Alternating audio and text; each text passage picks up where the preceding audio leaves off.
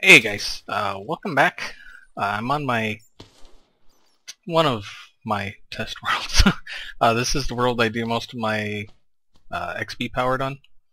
I just recently did this one. It's the mob drop sorting system. I was asked to cover a basic spawner, and so that's what I'm going to do. I already had this one made just for this. So yeah, let's get to it. It's not hard. I'm not sure how high this one is. I guess I could F3 and then come up to about here. So we are at 32, give or take. Come on. And then to the top of this, give or take. So it's about 24. Yeah, it's about a 24 block drop from where they drop there to the top of the fence post that they land on. And the inside is, this is again a very, very basic spawning chamber. Let's get some night vision going on here. Let's grab a little bit of this. The good juice. Alright, so the way this works... Oh, yeah, go ahead. Go ahead. I know you're in a hurry. Okay, the way this works, from the center block, you go out 8 blocks, because that's how far the water travels. So from here to this block here is 8 blocks. If you have 7 blocks here, the water will run down the center, and you don't want that. You want the water to end right where it's ending here. So it goes out 8 blocks, and then as you saw from the outside, it's a step pattern all the way. You don't have to do the step pattern. I did that just because I think it looks better. And then you build up 2, because you need a height of 2 here, so the mobs, if they're coming through here, they can't jump out. You want, once they fall into the water, you want them to go straight down that. Wow, that's a lot of bats. The bats love the tunnel.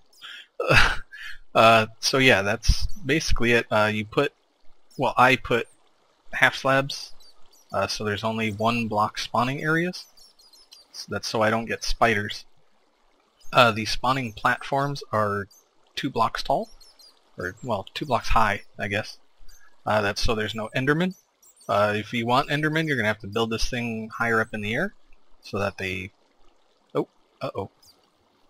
oops, so that they fall farther, because they have a lot more life than typical mobs. With this setup, you will get creepers, skeletons, and zombies. So if you're after a particular creature, you will need a spawner. Unless it's creepers, then you will just have to use something like this. God, that is really a lot of bats. Wow. I bet they're loud as hell, aren't they? Wow. This one is actually two-story. As you can see, this one, the center hole is the drop, and in this one, the center is a water source which goes all 4 directions. It drops them down to this water source, which pushes them toward the middle, so everything goes toward the middle. This just gives, added spawnable space. You could continue to go up if you wanted to. You could poke another hole right here, and then build the bottom one up here. So you'd have to come up to like this, and then you'd have your water source come this way and drop them down into this, and then they drop down here, and then they drop down here. This is on a flat world, so the spawning is rather decent. If you are on a regular world, a normal survival world, you will want to make sure you light up as many caves around you as possible, so you get the maximum spawning. Like I say, this is a flat world, so there's no caves. There's very little, if any, spawnable space above ground, so the spawn rates are decent. As you can see, there's stuff dropping every once in a while. Oh, there's a piece. That stupid bat. Yeah, so you're going to want to make sure you light up all the caves underneath you. If you want to make sure you do that, one thing, let me get rid of these particles. There we go. Alright. One way to make sure you light it all up is to make a X-ray machine.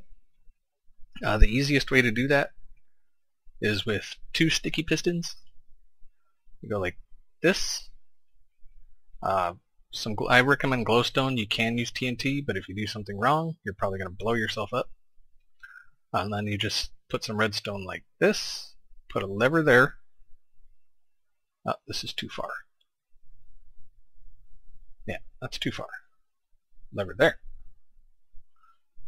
And then you just hit the lever, and then you can place a block there, and then you can see around and see what you've lit up and what you haven't. Make sure you check with your server. Some servers don't like X-ray machines, and they will actually ban you for using them. So yeah, make sure you check your server rules. Make sure they're okay with X-ray machines. They're not. No, I mean, you know, some people consider them cheaty. But if you're going to do something like this, you have to make sure you light up caves for a good area around you. You know, go pretty far out. Just lighting up caves and dark places. This thing will work like crap at night. It's best during the day. And then really you just sit and wait. That's pretty much, it's an AFK game. You just sit AFK, let everything drop, and then if you use this sorting system, it sorts everything for you, so you get your bones and your meat, gunpowder, arrows, and then miscellaneous, whatever else. If you're going to use this as an XP grinder, you're going to need to put in a way to raise the block that they fall onto. And then when you want to use it just for items, you need a way to remove that block so that they just die. So yeah, hopefully this helps you. I know I was asked to cover something like you see the spawning in here, and then they just like a lot of times they'll actually just push each other off the sides. Again, if you don't want spiders, you got to make sure that they don't have room to spawn, and that's what these half slabs do. Prevents spider spawning. I know I mentioned that, but I'm reiterating that. If you do want spiders, you have to make this opening 2 by 2, and then there's no guarantee that they will die when they fall. So just keep that in mind. I would recommend just saying forget the spiders and find an abandoned mineshaft. Just get all your string from there. So yeah, hopefully that helps you. If this is, jeez, freaking rain. If this is what you're looking for, yeah. So there you go. I'll see you next time. Yeah. All right, later.